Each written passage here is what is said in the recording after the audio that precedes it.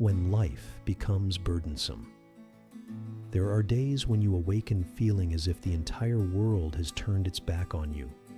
Heedless words, failures, and unforeseen events cascade upon you, leaving you exhausted. You feel wounded, misunderstood, and diminished in your own worth. But in that very moment, Epictetus, the man once a slave who became a great sage of the Stoic school, wishes to tell you this. It is not what happens to you that matters, but how you react to it that determines your life.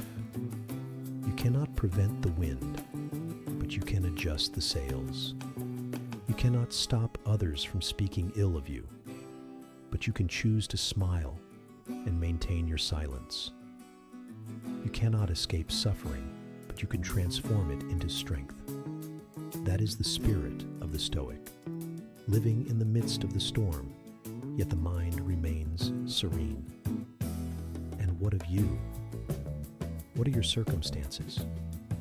Are you lonely, weary from too many failures in life? Do you feel your life is constricted, suffocating, or are you living within the mindset of a grievous failure?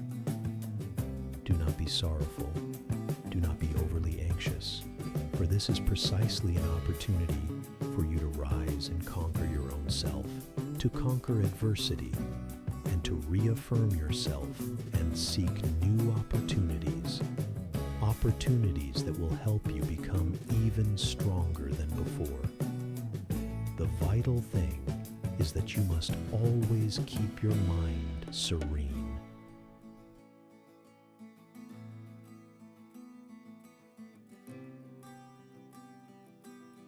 On true freedom. Freedom is self-mastery. Epictetus once said, "No man is free who is not master of himself."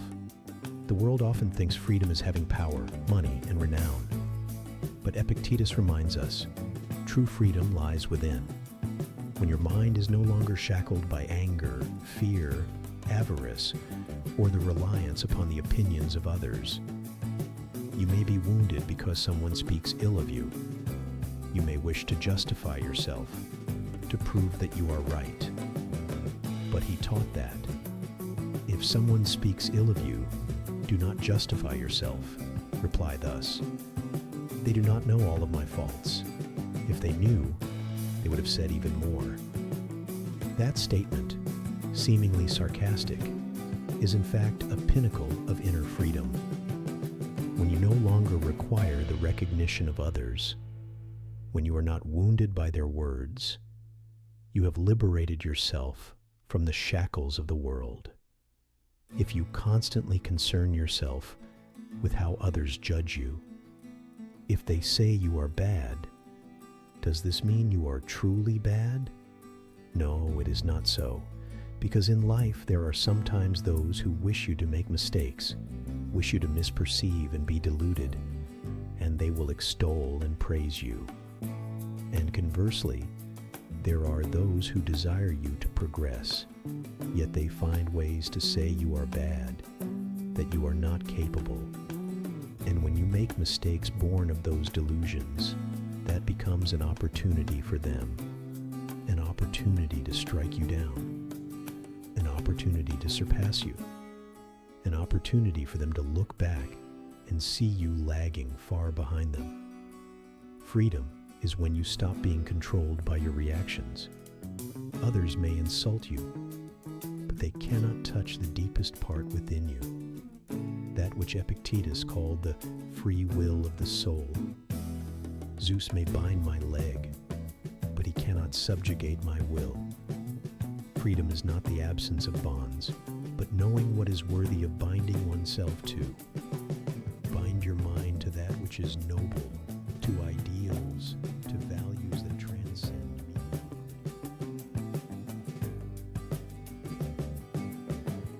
Happiness, when we cease controlling what is not ours. Most human suffering stems from the desire to control things that are uncontrollable. We wish for others to love us. We wish for events to unfold according to our plan. We wish for the world to be just. But Epictetus merely smiles and says, "There is only one path that leads to happiness, and that is to cease worrying about things which lie beyond our power of control. Happiness is not the possession of all things, but the knowledge of how to release what cannot be grasped. When you realize that the world owes you nothing, you will cease to hold resentment. When you accept that others possess the right to think differently than you, you will cease suffering on their account." Stoicism does not teach us to be cold. It teaches us to understand the nature of all things, so that we are no longer controlled by illusion. Epictetus once said, "Do not seek for events to happen as you wish, but wish for events to happen just as they do happen." That is the pinnacle of acceptance, not resignation, but aligning oneself with the natural order to find tranquility within the flow of the cosmos.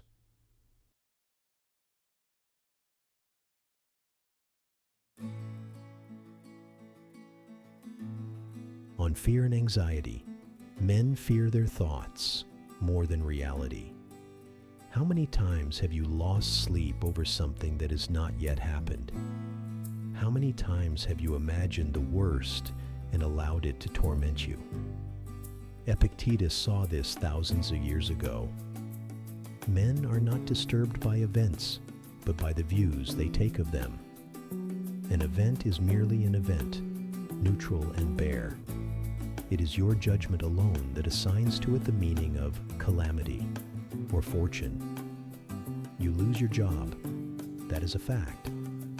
But you think yourself useless, and thus you suffer. Your lover leaves you, that is an event. But you think that no one will ever love you again, and thus you despair. Sometimes another person leaving you is, in fact, a good thing.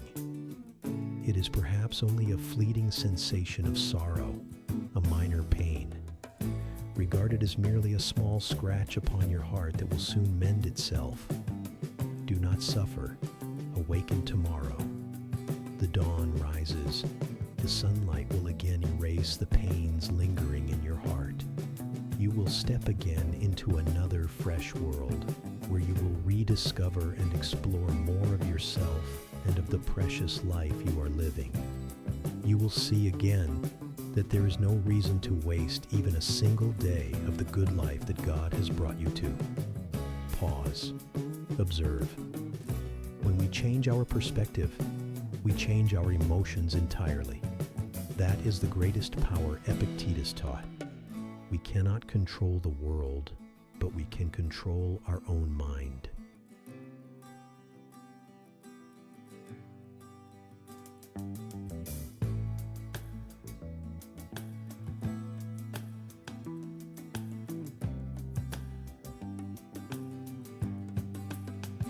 The education of the soul, Epictetus said, "Only the educated are free."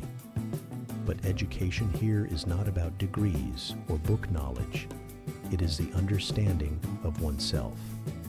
The one who does not know how to control emotions is a slave to emotions. The one who does not know how to moderate desire is a slave to desire.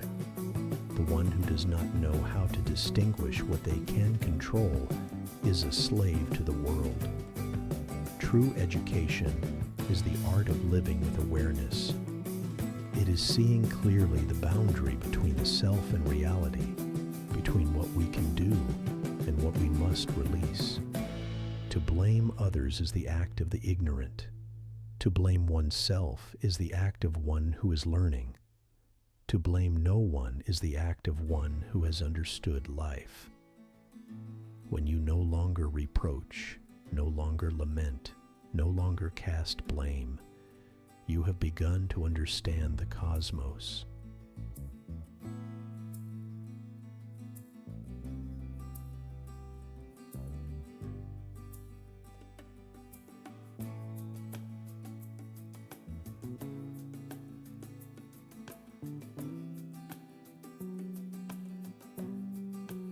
When humiliated by others, look into your own mind. The Stoics teach that no one can insult you if you do not permit it. All words are airly sound. They only inflict wounds if you believe in them. Epictetus once advised, "If someone speaks ill of you, do not seek to justify yourself. Reply thus, 'He does not yet know all of my faults.'" Behind that statement lies humility and profound wisdom. The truly strong person does not need victory in words. They conquer through serenity. You do not need to prove your worth before anyone. Time and action will do that. When you learn to laugh at insults, you have touched spiritual freedom. Your mind is what determines all. It is the shield that helps you understand and repel the humiliations of others. If someone humiliates you, it is certain that they themselves have been humiliated by others. Does that then make it necessary for you to heed the things they say to humiliate you? Surely you already understand and have the answer for yourself.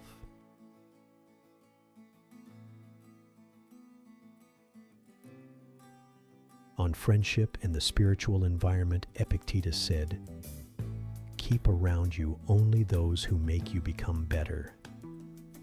Much of your suffering does not come from yourself, but from the negative environment in which you live.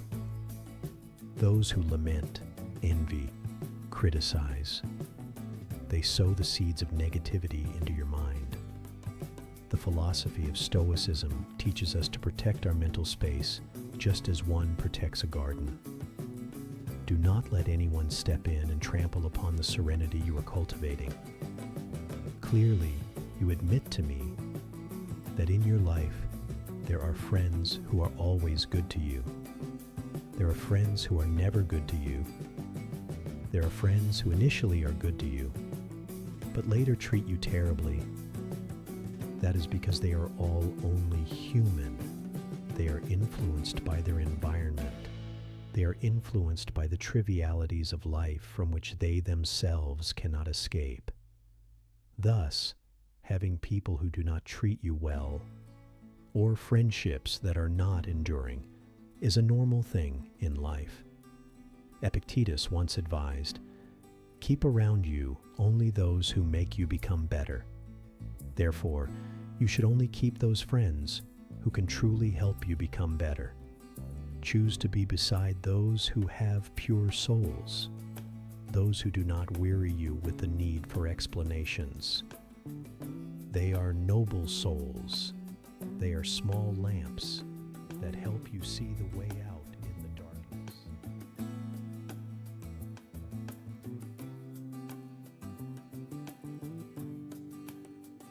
On difficulty and adversity, the storms that help us grow, Epictetus said, "A skilled pilot is only known after the tempests." Hardship does not come to destroy you, but to show you who you are. It is in adversity that man discovers his latent strength. You cannot forge a sword in still water. You need fire and a hammer. In the same way, a strong soul is only forged in hardship. Hardship reveals the true nature of man. When you encounter suffering, do not ask, "Why me?" Ask, "What is the lesson here?"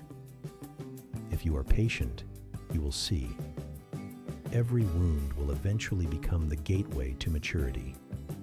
Difficulty, suffering, and failure are inseparable parts of life. What is important is what lessons you find, what experiences you derive after each stumble, after each failure. That is what is truly important to you.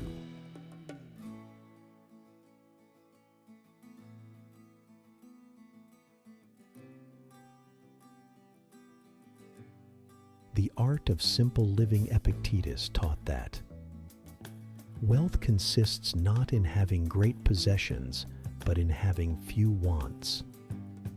You always direct your striving towards acquiring luxurious things, but you do not consider that setting too many goals will gradually make you, as a person, live bound to those overly distant goals. Naturally, we must set goals in life, but you must not confuse goals with desire, because a goal is the motivation for you to strive and achieve, whereas desire originates from the human nature within you. Human desire is never exhausted. Sometimes they do everything possible to satisfy that very desire. People today chase after material possessions, renown, comparing ceaselessly, and precisely for that reason are always weary. The Stoic chooses a different path, to live with less in order to live more deeply. They eat simply, speak with moderation, and keep their minds pure, because they understand that all external things are merely temporary, while a serene mind is the eternal possession. The rich person is the one who is content with what they have. If you can sit quietly, breathe, and be grateful for still being alive, you already possess more than millions of others.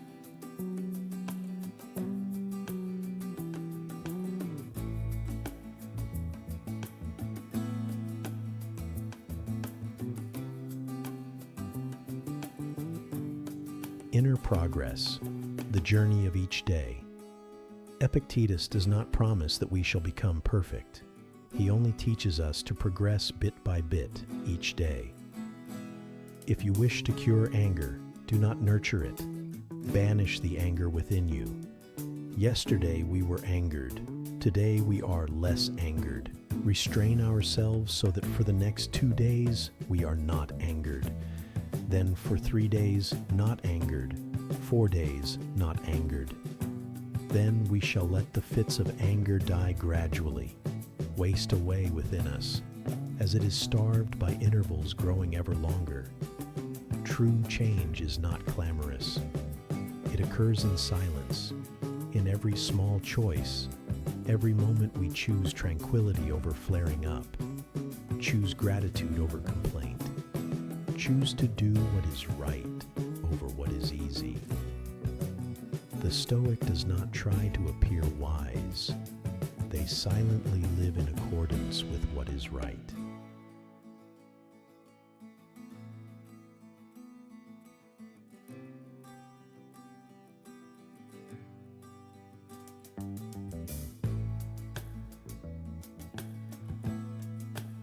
On death and impermanence, Epictetus advised, "Keep death in your mind each day, and you will no longer desire or fear excessively."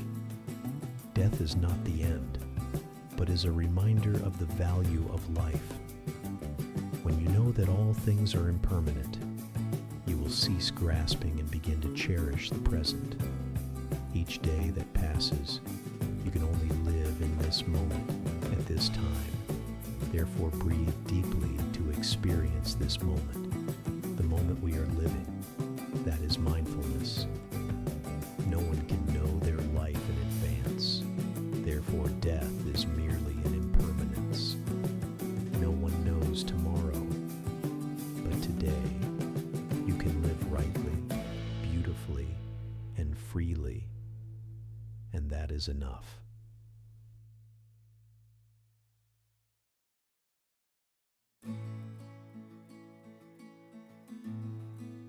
Conclusion: living as a Stoic in modern times. The world today is full of chaos, social media, pressure, comparison, loneliness.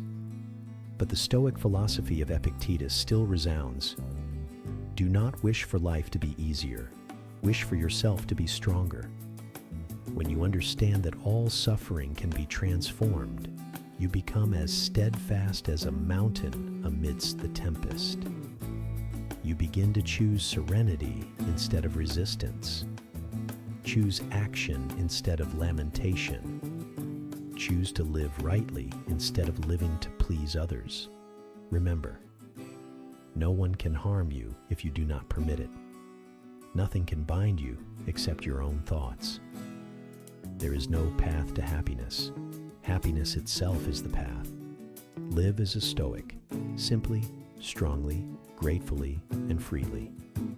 Let every challenge become the fire that forges the soul.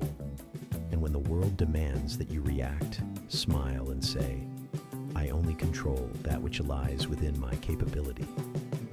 As for the rest, I entrust it to the order of the cosmos. When your mind is serene, no shackles can bind. When your intellect is clear, no darkness can shroud.